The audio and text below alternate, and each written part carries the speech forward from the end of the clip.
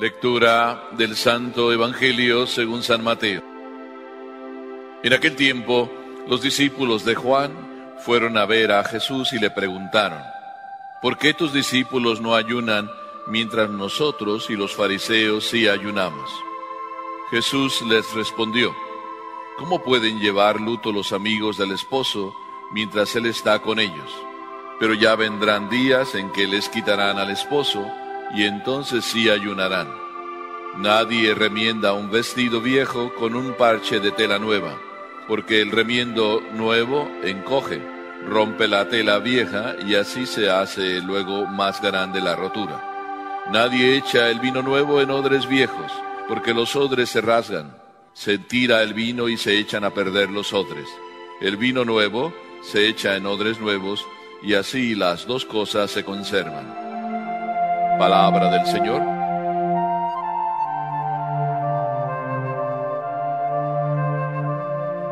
Si quisiéramos mirar el Evangelio y encontrar hoy una lección particular, parecería que no la encontramos, más bien encontramos un mal ejemplo.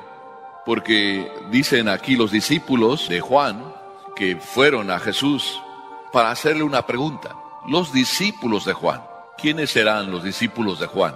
Eran los que creían que Juan iba a ser y sería el Salvador del mundo. Juan gozó en vida de tanta reputación y tanta fama que se decía que él era el Salvador del mundo. Sin embargo, Juan dijo muy bien: no soy digno ni siquiera de desatarle la correa de las sandalias al Redentor. Y lo señaló: este es el Cordero de Dios que quita el pecado del mundo. Por tanto, si los discípulos de Juan escucharon esa frase de Juan, este es el Cordero de Dios que quita el pecado del mundo, aquí se escandalizan porque los discípulos de Juan no son como los de Jesús. Ya está la misma crítica de siempre. Si no somos como los demás, pues mejor criticarlos. Y por tanto, se escandalizan de que los discípulos no ayunan. Pero aquí hay una cosa que está como dicha muy de rápido. Bien simpático siempre el Evangelio. Nos dice más de lo que parece decirnos. Dice: nosotros sí ayunamos. ¿Cómo que ustedes no ayunan? Nosotros sí, y los fariseos sí ayunamos. Es decir, las personas importantes sí ayunan. ¿Les interesa a ellos preguntarle a Jesús si ayunan, o van a presumir que ellos sí ayunan? Ya dijeron demasiado cuando dijeron: nosotros sí ayunamos y como los fariseos. Por tanto, no sé si decir anda presumido, o decir mejor cállate y no digas que eres fariseo. ¿Qué nos está diciendo de alguna manera el Evangelio? Que no es el presumido el que se va a salvar. No es el que le va a ir a decir a Jesús cuando esté allá arriba toda la lista de cosas que hizo. Más bien hay que ser como Juan. Juan el Bautista verdaderamente dio ejemplo de lo que tenía que dar ejemplo y no andaba presumiendo. Más bien dijo: ni siquiera yo soy digno de desatarle la correa de las sandalias. Y cuando Jesús se descubrió como era, entonces Juan ya empezó a creer de verdad que él era el Mesías que tenía que venir y que para él había nacido él. Por tanto, dijo después Juan el Bautista: conviene que él crezca y yo disminuya. Esa es la lección. ¿Cuántas veces nosotros hacemos el esfuerzo de verdad para que Dios crezca en nuestra vida o para que crezcamos nosotros? Yo soy consciente que el demonio siempre va actuando en nuestras vidas y que cuando cada uno de nosotros, por ejemplo, un buen día lo tocó el Señor, como todos ustedes dicen: a mí me tocó el Señor un día. Yo antes no venía a misa y ahora ya vengo casi todos los días. Y cuentan ustedes, desde que me tocó el Señor ese día vengo todos los días a misa. Y algunos a lo mejor yo hoy voy a decirles otra cosa. Ojalá hoy que han venido y que ya hace tiempo que no venían, les toque el Señor, para que también después puedan decir: desde que me tocó el Señor empezó a cambiar mi vida. Pues cuando también a Juan el Bautista lo tocó el Señor y le hizo saber que él era el Mesías, su vida empezó a hacer que él crezca y que yo disminuya. Pero sin embargo, a veces ocurre que el Señor nos toca y empezamos a decir: el Señor tocó mi vida, me tocó mi vida, y luego después, como cuando ya va pasando el tiempo, ya no decimos el Señor tocó mi vida, sino ya soy muy bueno, Y luego después también seguimos diciendo, oh sí, yo tengo que ser el encargado del grupo. ¿Por qué siempre tiene que ser el otro? Yo ya soy muy bueno. Además los otros pues no han crecido mucho, yo sí he crecido. De hecho todos lo dicen. Oh, qué buena es esa persona. Y vamos así como carcomiéndonos poco a poco. Y se nos va metiendo el mal. Por eso siempre hay que decir como Juan, conviene que él crezca y yo disminuya. Y esto es uno de los requisitos para crecer, que él crezca y yo disminuya. Recuerdo que un buen día le estaba escuchando a un padre cuando yo era más pequeño y le estaba escuchando explicar el bautismo. Lo explicó de una manera tan sencilla, dice, todos nosotros llevamos un niño Dios dentro. Desde el día del bautismo, en nosotros nació un niño Dios. La vida entera se trata de hacer crecer ese niño Dios. Pero a veces ese niño Dios lo estamos tan opacando que lo dejamos como niño Dios, pero de alguna manera todos debiéramos parecer no solo niño Dios, sino que ese niño Dios crezca en nosotros.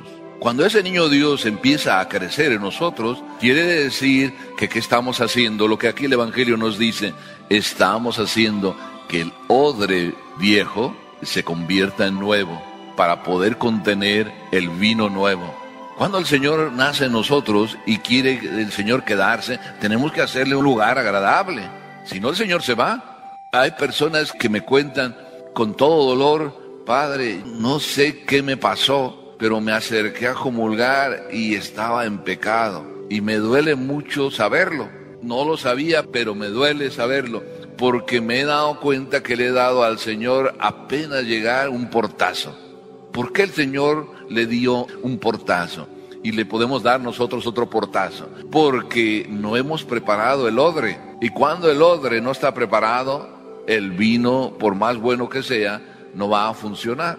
Nuestra alma tiene que estar preparada para poder recibir el vino nuevo, para poder recibir al Señor y para hacer crecer al Señor.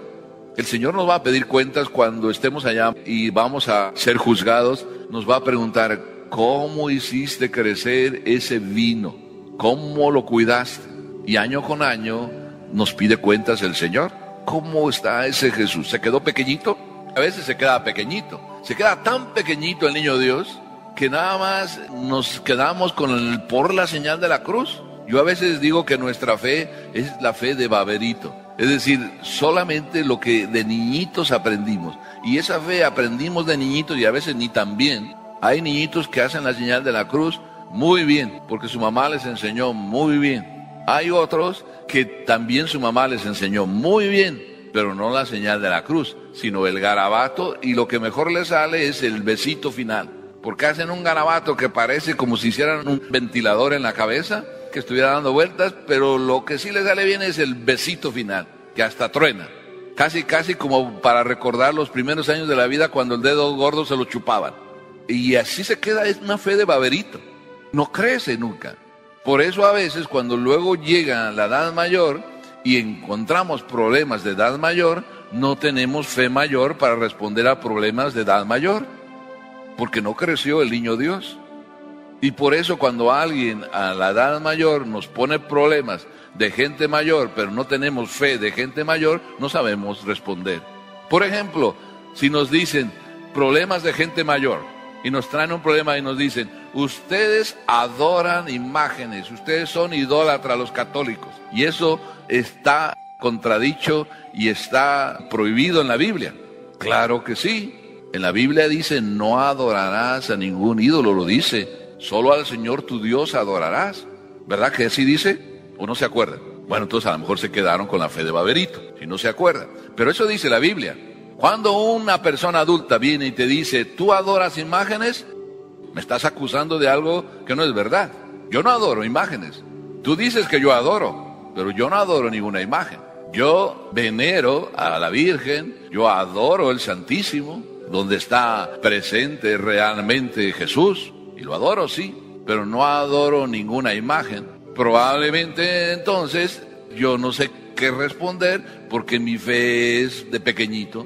Y si encima te traen la Biblia y te dicen, mire aquí lo dice, y tú pues, él sí sabe, yo no, ¿ves? Pues él sí sabe, él sí agarró la Biblia, pero tú de mayor no la has agarrado. Te la entregaron en el día del bautismo, te la entregaron en el día de la primera comunión, te la entregaron en el día de la confirmación, y son 3 ladrillos que tienes en tu casa por ahí guardados, pero no te has enriquecido de la fe.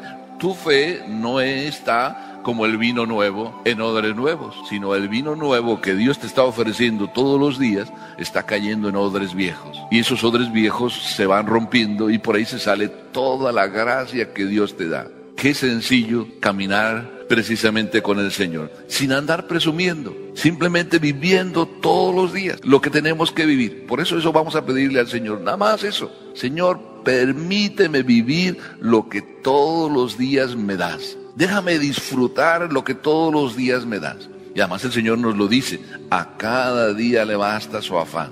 Y esa lucha por cada día nos va convirtiendo en el Cristo que crece en nuestra vida. Tengo un Cristo inquieto, decía un sacerdote un día. Tengo un Cristo inquieto dentro que no sé cómo sacarlo y que me hace feliz. Si cada uno de nosotros, ese Cristo inquieto que tenemos, lo sacáramos, ¿cuán diferente sería el mundo? Y fíjense, no el mundo de ahí de fuera, porque a veces cuando decimos el mundo, pues no, yo no puedo cambiar el mundo. Pero ¿cuán diferente sería el mundo de nuestro hogar? Nada más, ese pequeño mundito. O si quieren, vamos a decir, ¿cuán diferente sería el mundo de nuestro cuarto, de nuestra habitación, donde los pleitos más grandes se realizan? Bien diferente, ¿por qué? Porque tengo un Cristo inquieto que me lleva a amar cada vez más a los que están conmigo. El odre nuevo lo estoy usando para el vino nuevo. Amén.